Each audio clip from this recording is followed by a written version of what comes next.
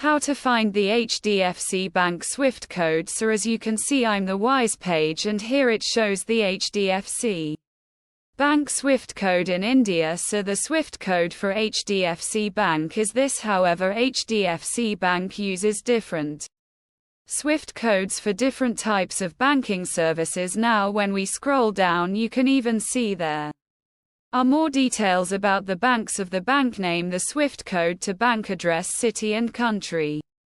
And you can even copy the SWIFT code right away. Now keep in mind that I will leave a link to this article down in the description so you can check this out. And then there's also second article that choose the same thing. You have the SWIFT code, you can copy it here. You have to bank name, the address, and so on and so forth. You can see it even shows the postcode and the other details as we've seen on the previous page. But that's how to find the HDFC bank SWIFT.